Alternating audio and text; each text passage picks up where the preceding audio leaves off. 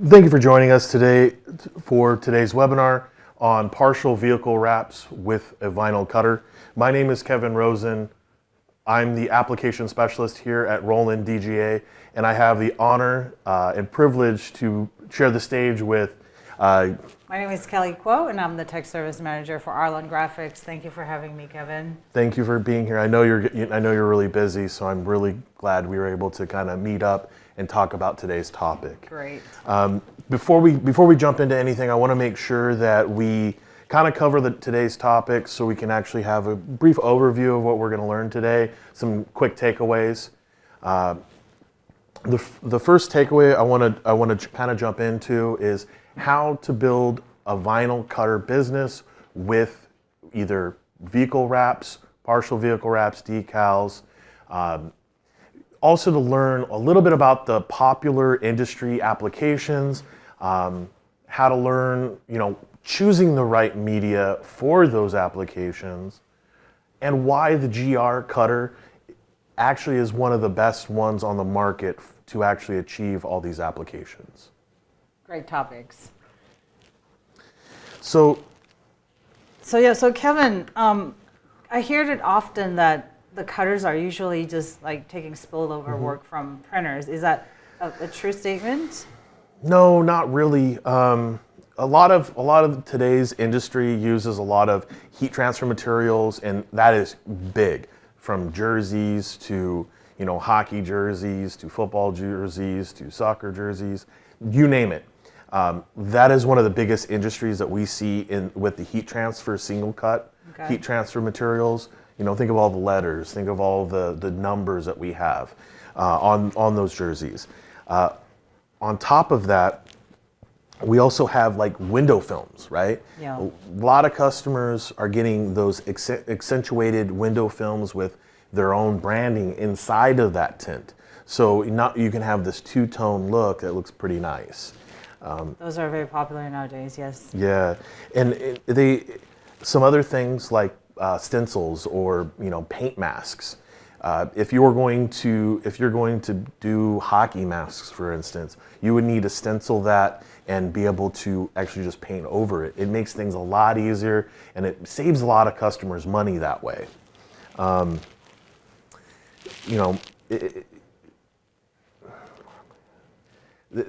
lot of these kind of jump me into the next kind of topic, right? Okay. Some of the advantages, some of the benefits you can get for just kind of getting into this business, right? It's minimal cost to start. All you really need is a clean shop, clean area to work, get away from the elements, right? Tools and a cutter. Mm-hmm. And when you have all of these, you kind of have that recipe to make a lot of money. And when I mean a lot of money, you have the potential to. You can go from anywhere from like $20 decals where you see, my stick figure family, right?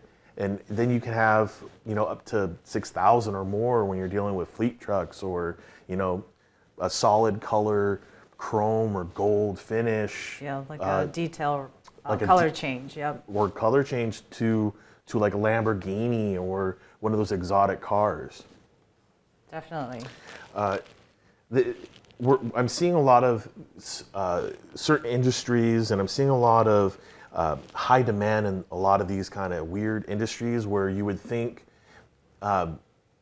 primarily silk screening took over or painting, storefronts took over. Now vinyl is kind of taking that away because you can get consistency, quality from just a straight vinyl cutter, cheap and expensive. To actually output, and you get good money for the sell. Each of these kind of promotional businesses, they're looking for something, right? They're looking for either advertisements, or they have some kind of goal, right? What of these industries? What are some of these industries, Kelly, that do you see moving? In the today, or high demand such as this? Sure, I can go over those. So let's move forward. So yes, public safety is one of the market for the cut graphics. As you can see, we have reflective film, where you can have the day and the night effect for police cars or security patrol vehicles. Also tow trucks, so that it can be easily spot on when you're trying to get your tow truck to tow your cars. And also ambulances. The classic one is the local businesses where you see their office hours and what type of services they provide. This is still very popular. People use cut graphics for this all the time. Hobby market, for instance, like RC cars, motocross, where people go race their bike and they need to replace the numbers because they get, with the bike, they wear out very quickly. For the paintball market and also the RV market with cut graphics. Advertising while you're driving your vehicle. This is seen all the time on freeways, especially in California. We're always stuck in the freeway. Unfortunately, right? And this is the best way to, advertise your business and show what benefits and features you have for your services. And solid color, like this particular van, you can just get one color to show off the service you provide for the different one van or multiple vans, single color. For accent, very popular too. As you can see here, we have the striping for the yellow car to make it look like a bumblebee. A lot of people in the movie industry uses vehicle wrap to transform a car to a certain color that they're looking for. So those are very popular. And also paint protection. For instance, you can put the paint protection film on the front bumper and also from the hood so that you don't get the rock chips of any kind of things that are hitting. Yeah, and you can get some weird colors, can't you? Like single color wraps. You can get some like the heat the heat temperature, the temperature sensitive. Yeah, there are many different types of film out there. And window tint. For window tint, you need to have very accurate cutting to make sure that it fits your specific window. Box truck, again, this is just brand recognition, advertising as you're delivering your inventory from one spot to another. And fleet trucks, those are also very popular in the market. For interior graphics, that's also, there's a lot of gain of using wall wrap nowadays. This is something that it could be challenging, so it's always good to make sure you do the homework up front. Yeah. Make sure you pick the right vinyl for the right walls. And as you can see here, in addition to the wall graphics, you also have accent with cut graphics on top of it. Yeah. And branding. This is a classic one where you just kind of show your brand of your shop, what business you're selling and providing.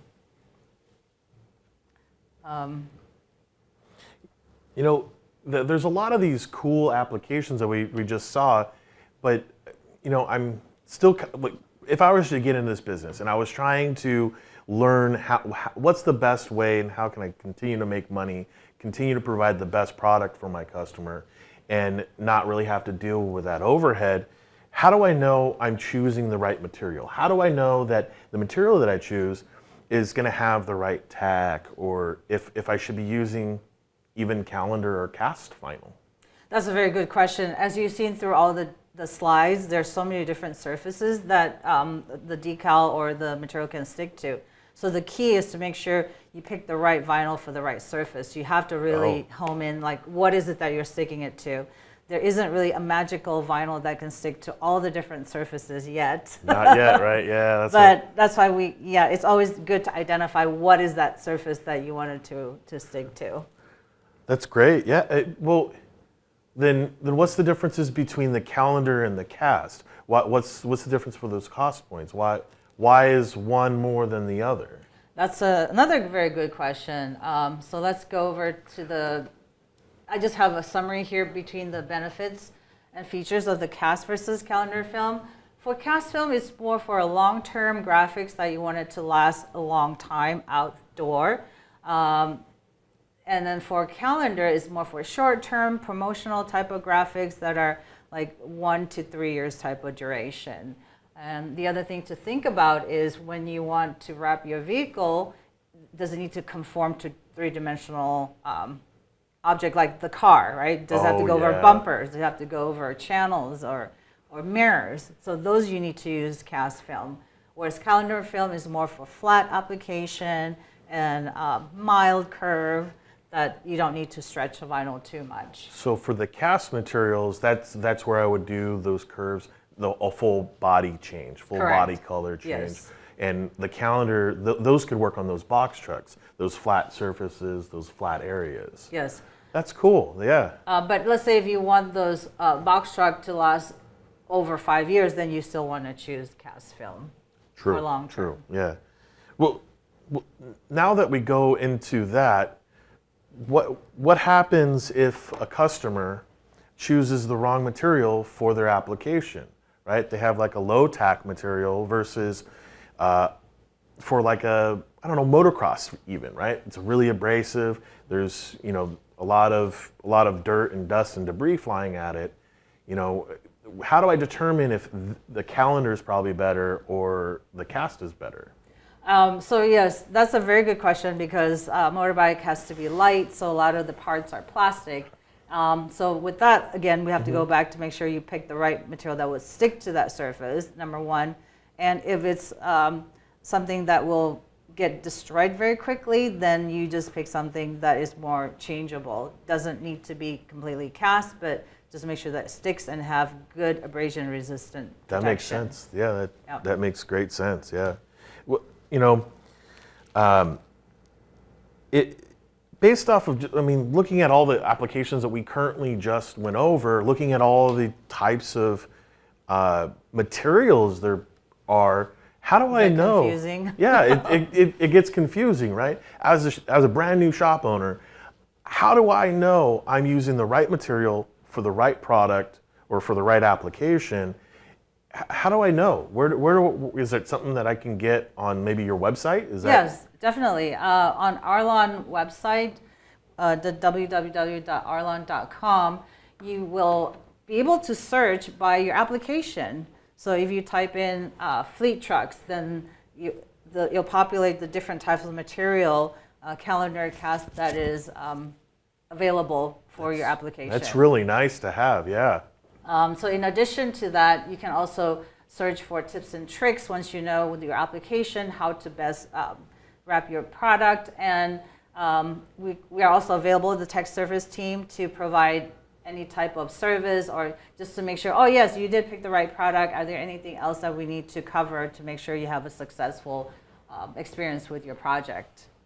That's really cool. That's really great to know that, you know, the manufacturer's also there to kind of help us through that process, you know. So Kevin, now that we covered a lot of the material part of the selections, so how do I know what are some of the common issues that I'll run into with the cutter once I pick the right material? So there's three basic common cutting issues that we hear about, right? Stitch cutting, or AKA dash cuts.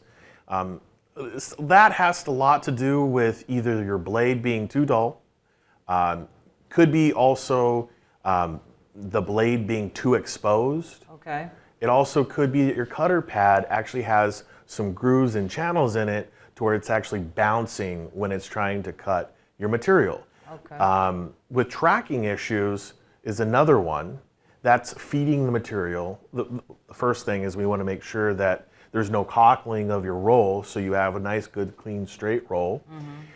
Then when you load your material, you need to make sure that the pinch roller wheels and the contact point are clean. Okay. Sometimes with older cutters, those wheels, because they're made of plastic, they can get damaged and they sometimes need to be replaced. So they're also part of one of those things that we need to take a look at. Now, incomplete cuts, that's actually more towards the cutting offset. If we're seeing a circle and it's not lining up, and we cut that circle and it's not really lining up, that's more towards the offset. That's more towards what type of blade I'm using and what type of offset I have. Okay. Some customers, this kind of jumps back into right tools for the right application. if I were to be cutting on window film, I'm definitely not going to use a 60-degree blade.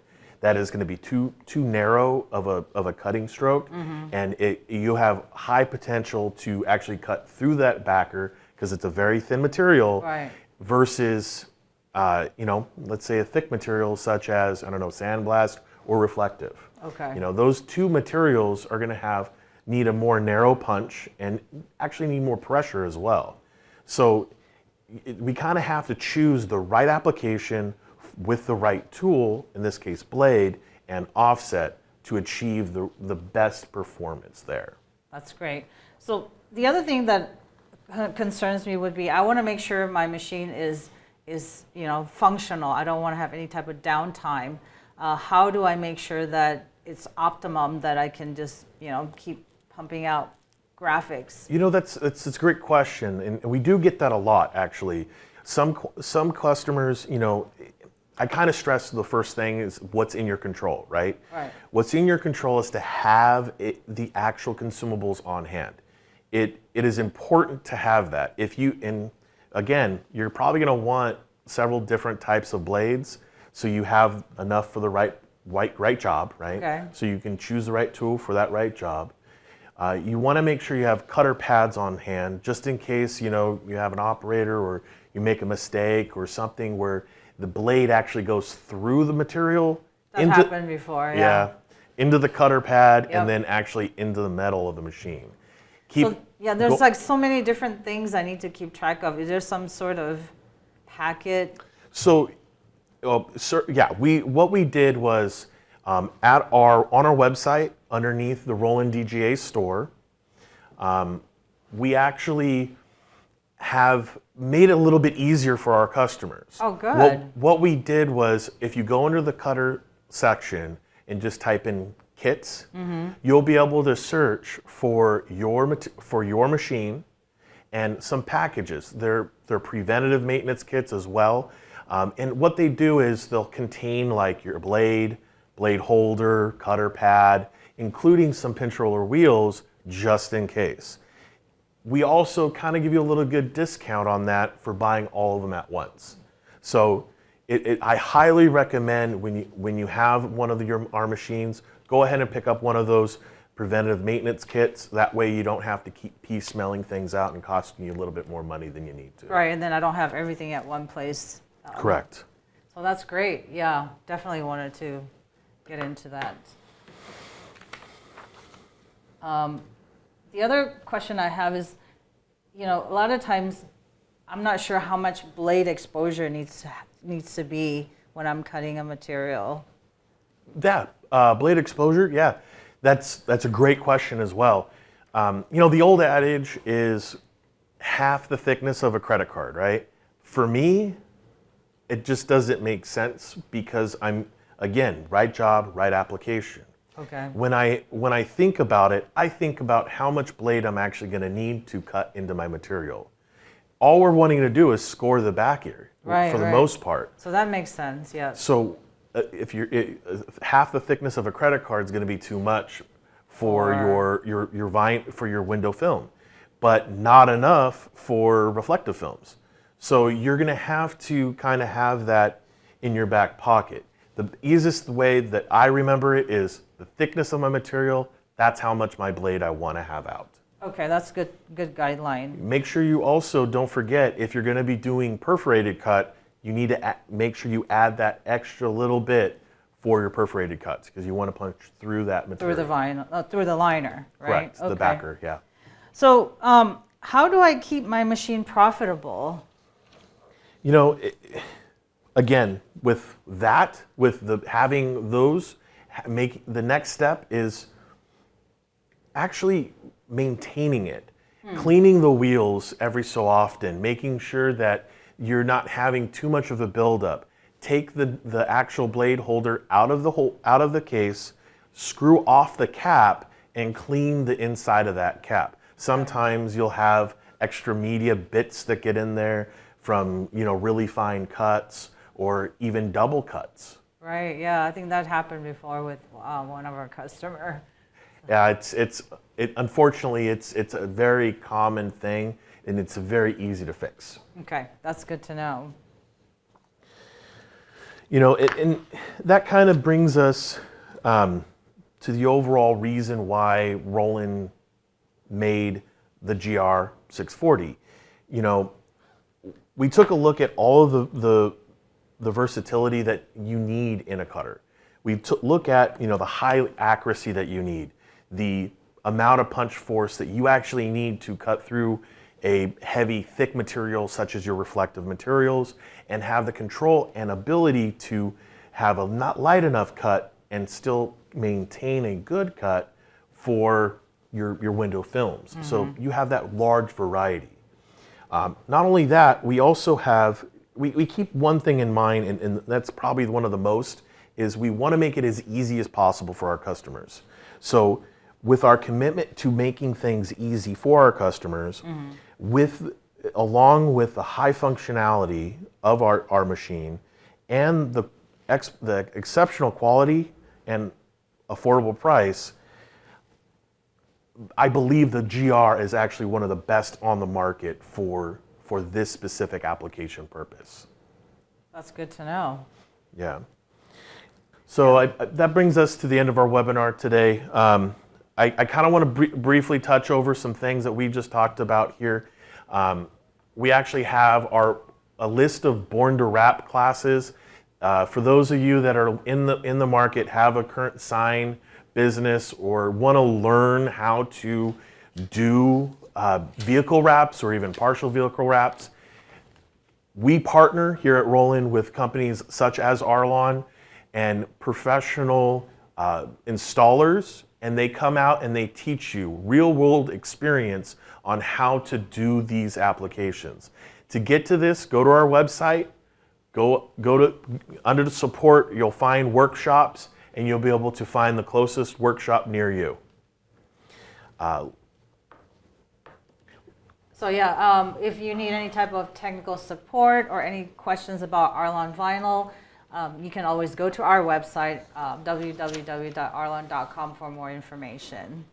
Perfect. And one last thing before we let you guys go, if you can go ahead and just stick around for a little bit in the chat window and answer a brief survey. This lets us know if you need to be contacted by either Roland staff or even Arlon staff. This way we can help get you the best help there. Okay?